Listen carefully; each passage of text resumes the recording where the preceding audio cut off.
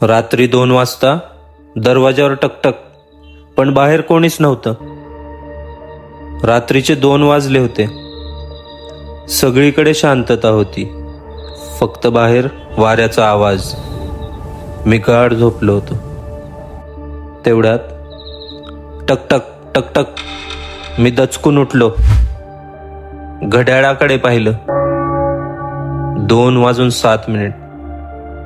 इतक्या रात्री कोण येईल? मी हळूच उठलो. दरवाजाकडे चालायला लागलो. पुन्हा आवाज आला, टकटक. यावेळी थोडा जोरात.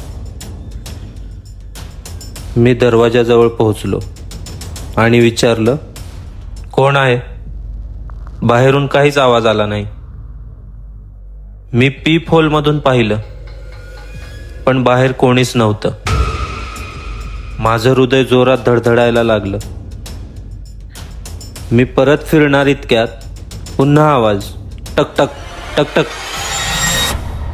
आता मला खात्री झाली, कोणीतरी आहे, पण दिसत नाही. मी हळू आवाजात म्हणालो, कोण आहेस? तेवढ्यात दरवाजाच्या खाली गॅपमधून एक सावली हलताना दिसली. मी मागे सरकलो. श्वास अडकला आणि अचानक एक आवाज, खूप हळू, दरवाजा उघड. मी पूर्ण गोठलो, कारण तो आवाज माझाच होता. मी घाबरून मागे पळालो. हे कसं शक्य आहे? पण आवाज पुन्हा आला, मीच आहे, दरवाजा उघड. मी ओरडलो, तू कोण आहेस? अचानक दरवाजा जोरात हलला. मी घाबरून लाईट चालू केला. आवाज बंद झाला. सगळीकडे शांतता. मी हळूच दरवाजाकडे गेलो. पुन्हा पीप होलमधून पाहिलं, काहीच नाही. मी धैर्य गोळा केलं आणि दरवाजा उघडला.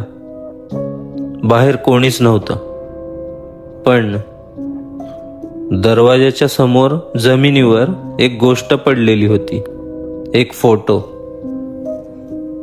मी फोटो उचलला आणि पाहिलं, तो फोटो माझाच होता.